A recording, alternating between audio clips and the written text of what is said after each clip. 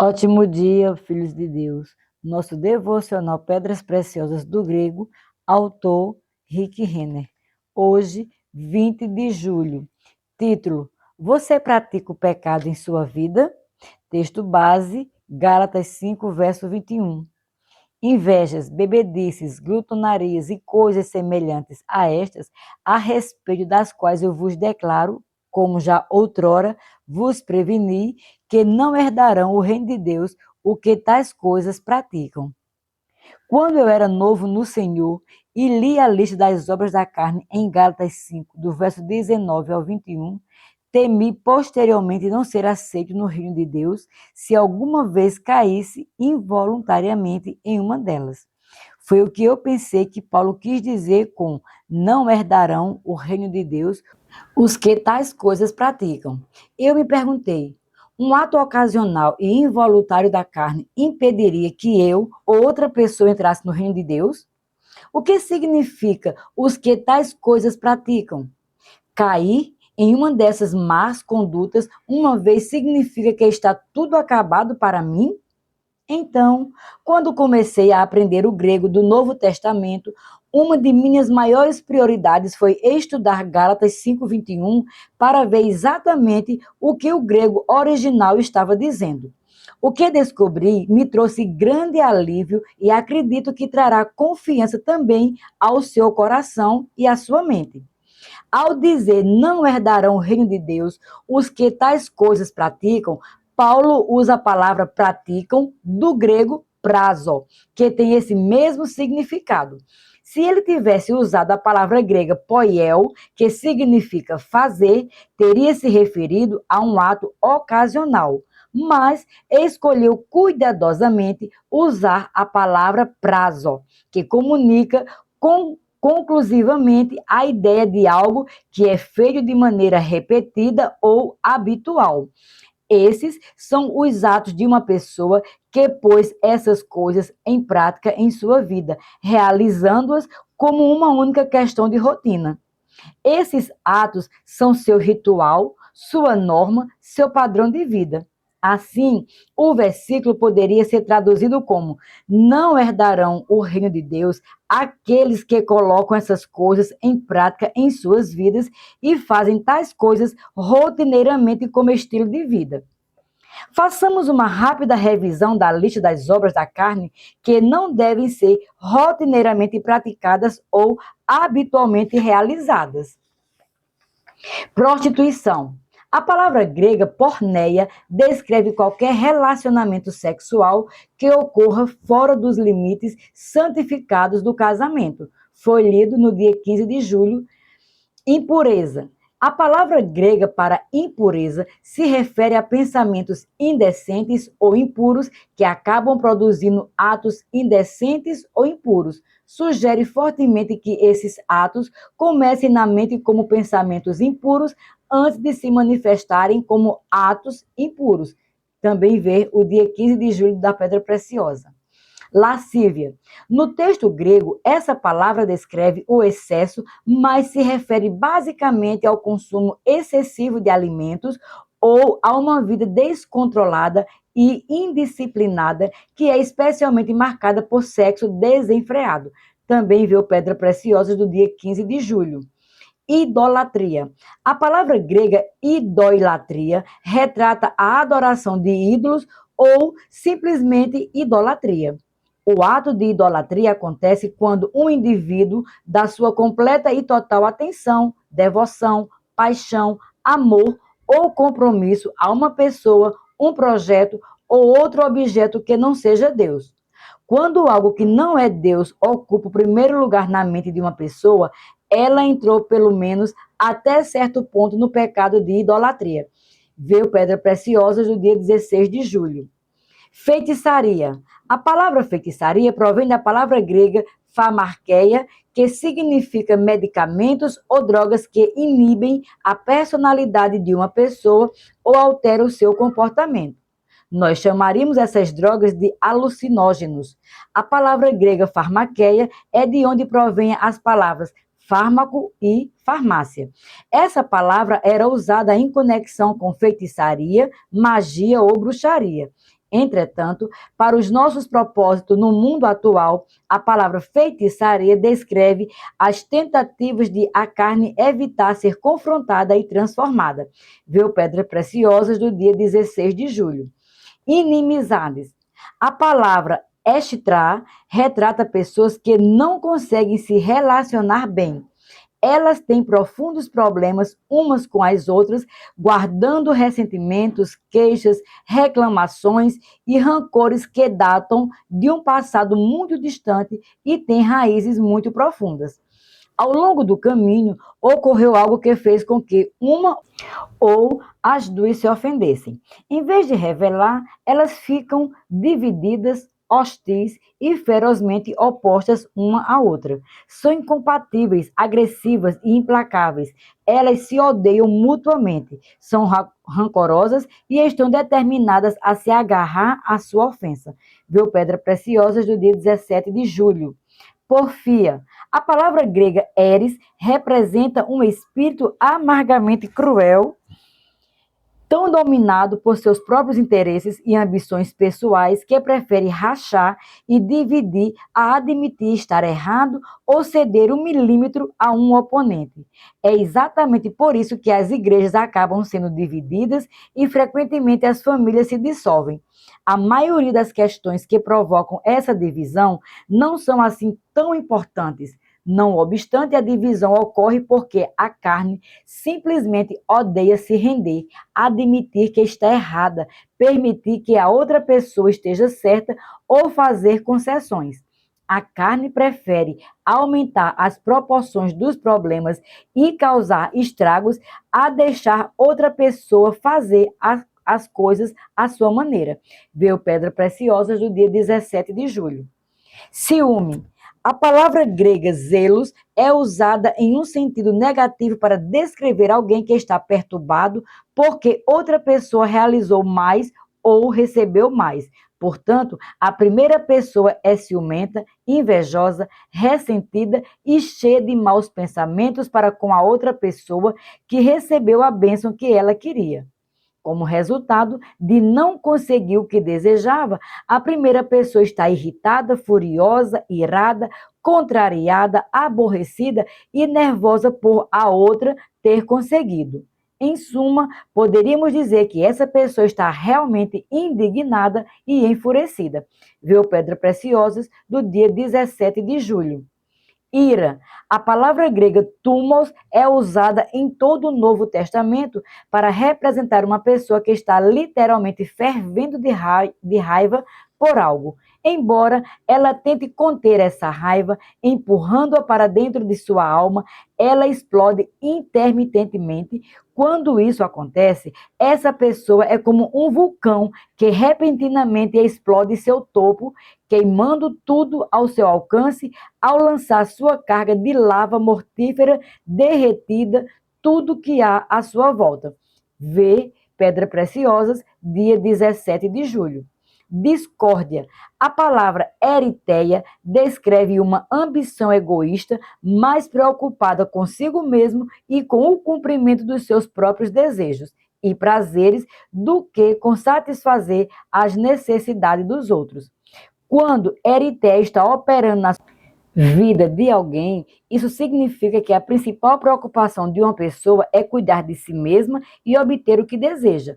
Ela está tão inclinada a obter o que quer que está disposta a fazer qualquer coisa, dizer qualquer coisa ou sacrificar qualquer norma, regra ou relacionamento para atingir os seus objetivos.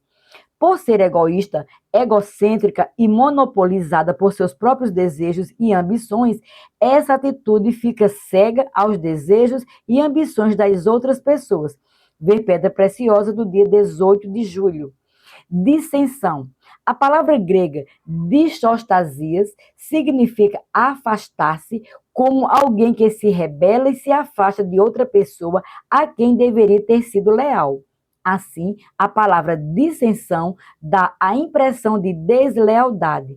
Ela é o ato supremo de deslealdade ou rebeldia contra uma autoridade estabelecida. Ver Pedra Preciosa do dia 18 de julho. facção. A palavra grega airesis transmite a ideia de um grupo de pessoas que aderem à mesma doutrina ou seguem ardentemente o mesmo líder e são sectárias. Os adeptos de uma seita costumam ter amplitude de visão e são fechados a pessoas de fora, permanecendo basicamente voltados a si mesmos. No tempo do Novo Testamento, esses grupos eram considerados não autorizados porque não se submetiam à autoridade da liderança da igreja. Na linguagem contemporânea atual, poderíamos rotular esses grupos de panelinhas, grupo de pessoas que acreditam ser exclusivas ou se portam como se o fossem. Ver Pedras Preciosas, dia 18 de julho. Inveja. A palavra grega fitonos implica em um rancor profundo porque alguém possui o que uma pessoa desejaria que fosse dela. Por ser conflituosa, a pessoa inveja o que a outra possui e cobiça os pertences, realizações, relacionamentos ou títulos dessa outra pessoa.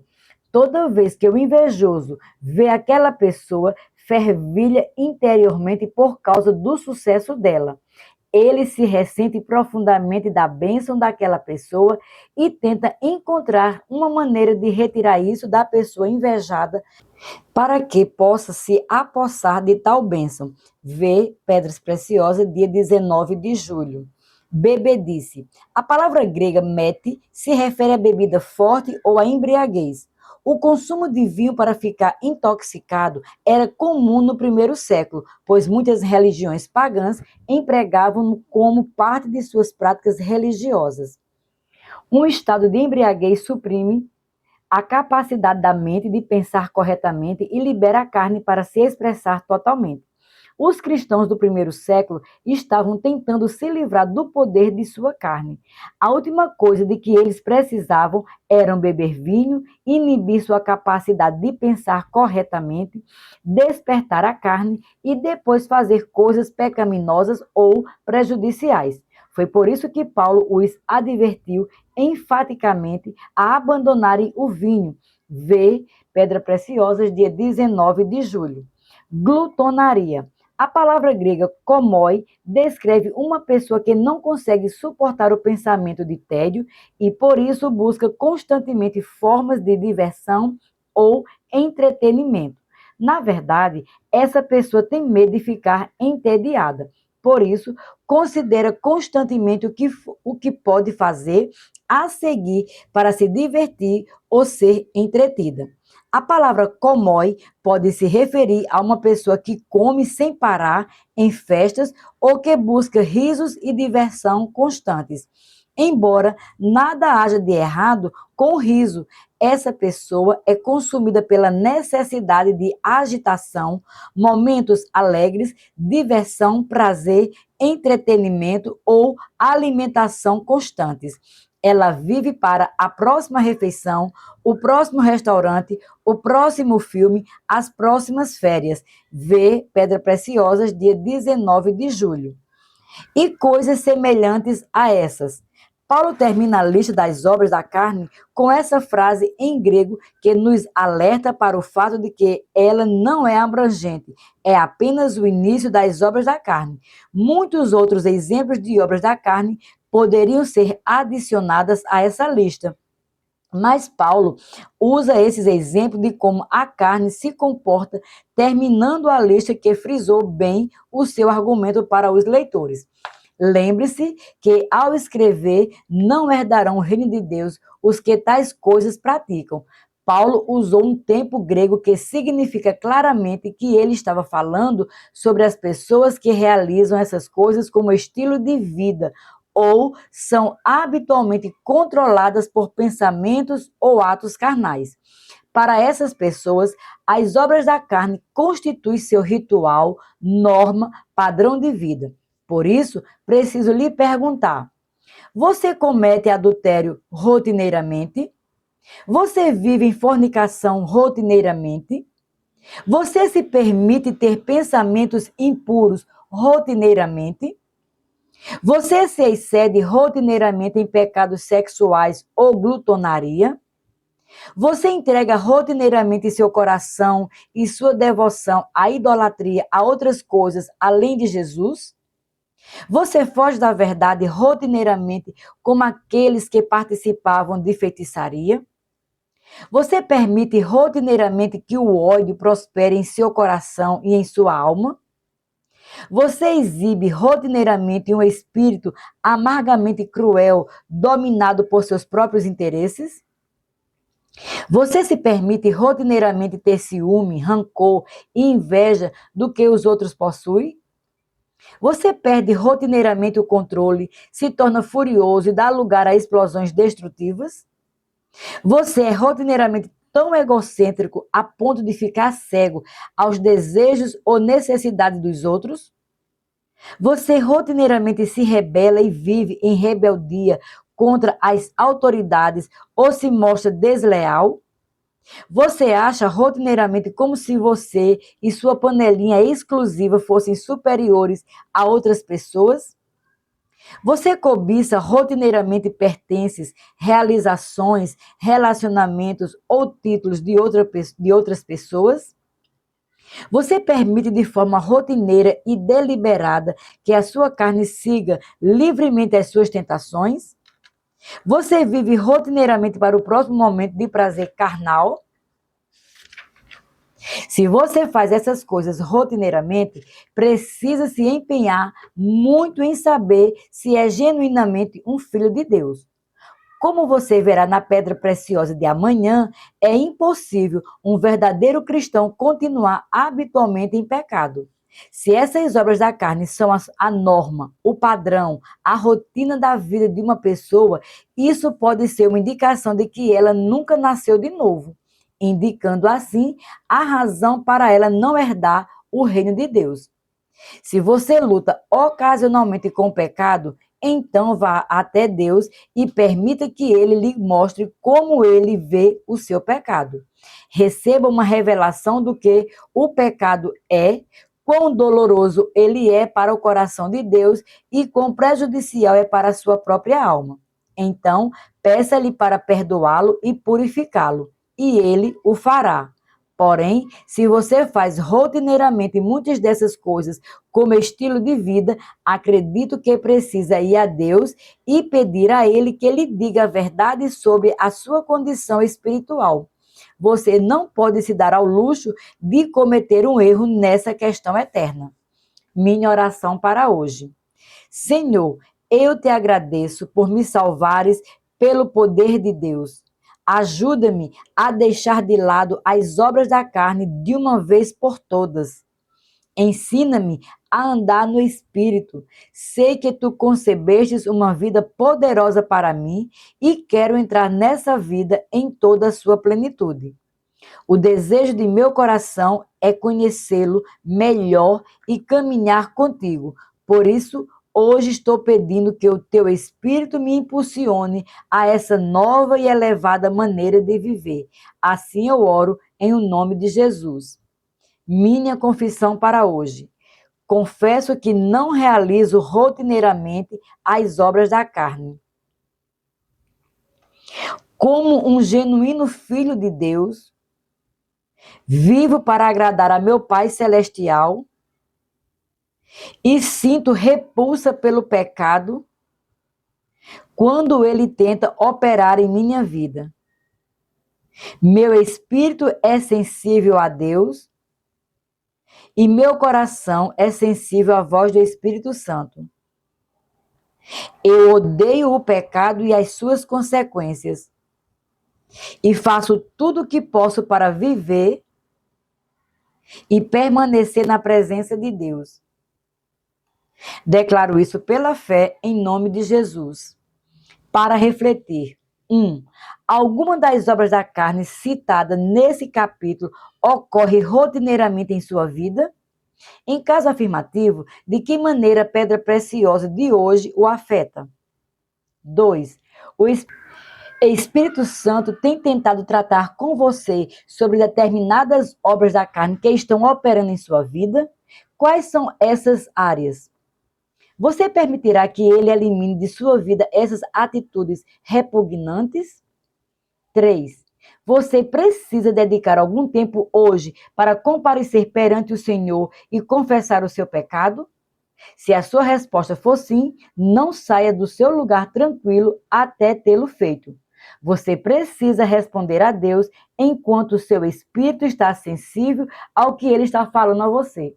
Sejamos abençoados na prática da palavra.